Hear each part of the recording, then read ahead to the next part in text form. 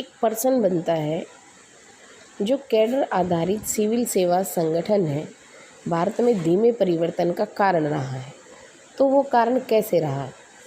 भारत में सामाजिक, आर्थिक, राजनीतिक क्षेत्र धीमे परिवर्तन के लिए अनेक कारक जिम्मेदार रहे हैं, जिसमें से एक कारक के तौर पर अगर देखा जाए तो प्रशासनिक सुधार आयोग ने भी कैडर आधारित सिविल सेवा को भी माना है।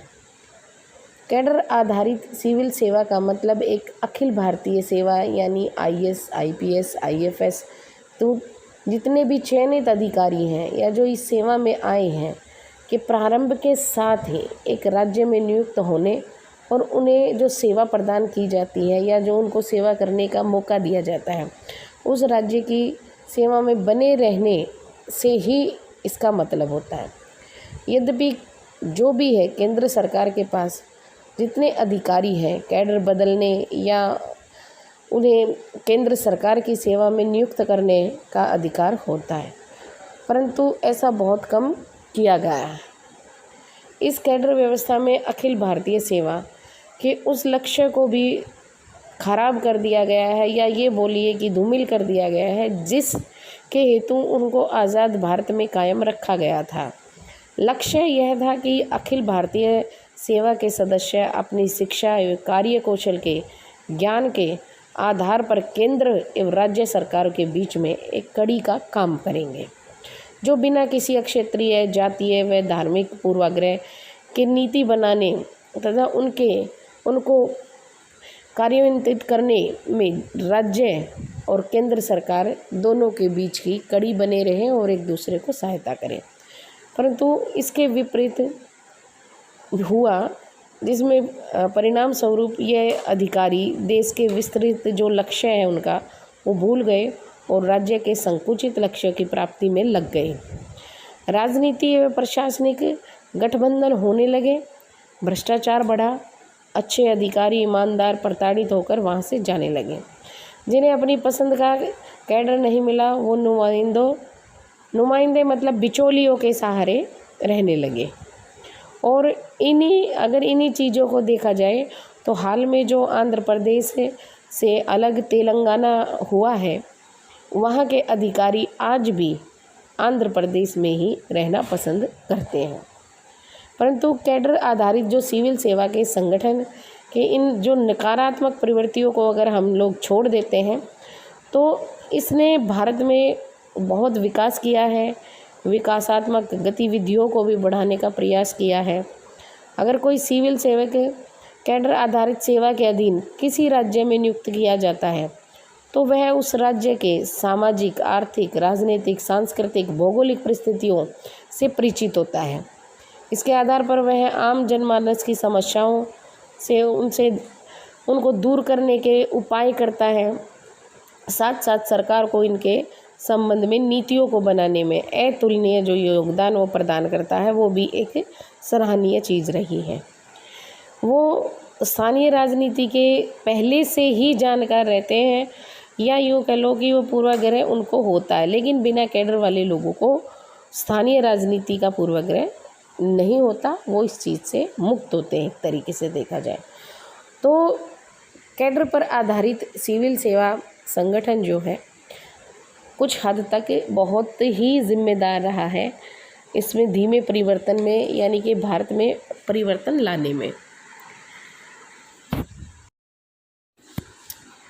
स्वतंत्रता के पश्चात जिस प्रकार से आर्थिक, सामाजिक और राजनीतिक एकीकरण के अगर परिप्रेक्ष्य में काम किए गए तो उनका अध्ययन बहुत ज़रूरी है, क्योंकि जैसे राज्यों का पुनर्गठन, चुनावों का आयोजन, पंचवर्षीय योजनाएं, चीन एवं पाकिस्तान से भारत के युद्ध, हरित क्रांति होना, गरीबी हटाने के लिए अनेकों प्रयास करना, बैंकों का राष्ट्रीयकरण करना, 1991 का आर्थिक संकट है और उसके बाद किए गए आर्थिक सुधार आदि वगैरह, ये सब बहुत ज़रूरी है। क्योंकि देश में स्वतंत्रता के पश्चात भी एकीकरण और पुनर्गठन हुआ है, क्योंकि हमारा देश अंग्रेज़ों की गुलामी के बाद एक आर्थिक संकट से वैसे ही जूझ रहा था उसको भी तो मिटाने के लिए बहुत सारे प्रयास किए गए। इसी बीच में 1962 में चीन के साथ युद्ध हुआ और हम कुछ हिस्सा अपने देश का हार गए। पाकिस्तान से हमारा 1965 में युद्ध हुआ। इसके बाद भी पंचवर्षीय योजनाओं ने भी कुछ सीमा तक हम लोगों को सुदृढ़ किया, हमें थोड़ा सहारा मिला, हम संभले, चलते चले गए। लेकिन इसके बाद जैसे बैंकों का राष्ट्रीयकरण करना, आर्थिक संकट से उभारने के लिए वैश्विक नीति अपनाना, ये सब भी एकीकरण और पुनर्गठन के ही काम थे जो भारत के लिए स्वतंत्रता के बाद किए गए और अपने आप में एक मिसाल के रूप में दिखाई दिए। अगर हम बात करें, अनेकों राज्य सरकारें बेहतर प्रशासन के लिए भौगोलिक प्रशासनिक इकाइयों जैसे जनपद हो गया, आपके तालुकों हो गए, उनको विभाजित कर देती है, यानी कि एक राज्य से दूसरे राज्य का निर्माण करती है। क्या वो ठीक है या किस परिप्रेक्ष्य में वो ठीक है या किस परिप्रेक्ष्य में वो गलत है?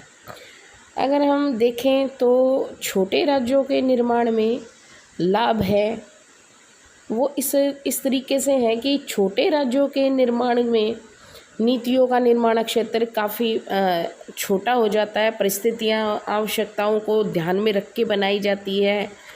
जैसे कि इसकी परिधि यहाँ तक है तो हमें यहाँ तक इनके लिए आवश्यक काम करने हैं, इनको किस चीज़ की ज़रूरत है या प्रशासन में कौन से सुधार चाहिए इस राज्य के लिए। छोटे राज्यों के निर्माण में नई राजधानी, नए ज़िले, नई तहसीलें, ये सब निर्माण किए जाते हैं, उनकी परिधियाँ होती हैं, प्रशासन की पहुँच आसानी तक हो जाती है वहाँ तक, जिसके परिणाम नीतियों के जो कुशल संचालन है वो अच्छे से हो पाता है। बड़े राज्यों में काफ़ी जटिलताएं आ जाती हैं, विविधताएं होती हैं, प्रशासन की क्षमता प्रभाव में कमी होती है, क्योंकि छोटे राज्यों का गठन इन विविधताओं को कम करते हैं, ये प्रशासन को प्रभावित में करने में वृद्धि करते हैं। क्यों? जैसे बड़े राज्य होंगे तो ये ज़रूरी नहीं कि पूरे राज्य में हम एक प्रशासन को ठीक ढंग से चला पाए, लेकिन अगर छोटे राज्य होंगे तो हम उस प्रशासन को ठीक ढंग से चला सकते हैं। छोटे राज्यों में केंद्र से मिले धन का पूरे राज्य में समानतापूर्वक वितरण हो पाता है, जो कि बड़े राज्यों में संभव नहीं है। प्रशासन की व्यापक पहुंच केंद्र से मिले धन का समानतापूर्वक वितरण कर सकते हैं।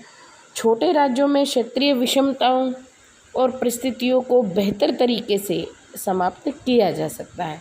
लेकिन यही नहीं है कि छोटे राज्य केवल हमें लाभ ही पहुंचाते हैं, इनसे कुछ हानियां भी हैं जो इस तरीके से हैं।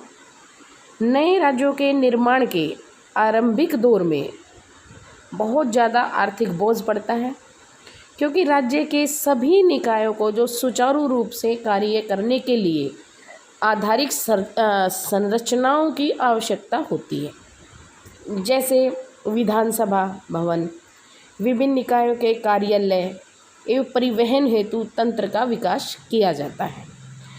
छोटी अर्थव्यवस्था होने के कारण मुश्किल आर्थिक चुनौतियों का सामना करना पड़ता है। क्षेत्रीय मुद्दों के दुरुपयोग की भी संभावना ज़्यादा बनी रहती है।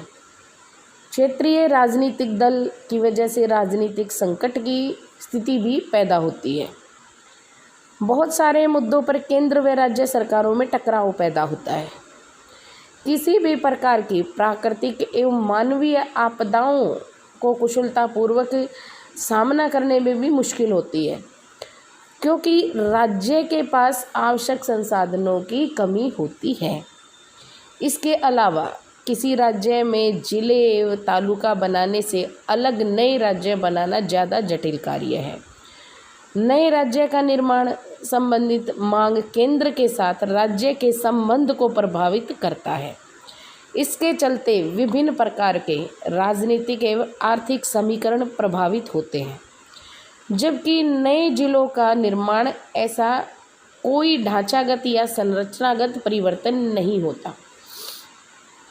हालांकि छोटे राज्यों के निर्माण से सुराज और सुशासन की दिशा में भी आगे बढ़ने में मदद मिलती है, क्योंकि सत्ता के विकेंद्रीकरण होने से अधिकतम लोगों को शासन प्रशासन की नीतियों में भाग लेने का अवसर प्राप्त होता है और लोकतंत्र को मजबूती मिलती है। लेकिन इसके साथ ही पंचायती संस्थाओं एवं स्थानीय निकायों का सशक्तिकरण भी अति आवश्यक है, जिससे कि आधिकारिक इकाइयों को सत्ता में भागीदारी प्राप्त हो सके।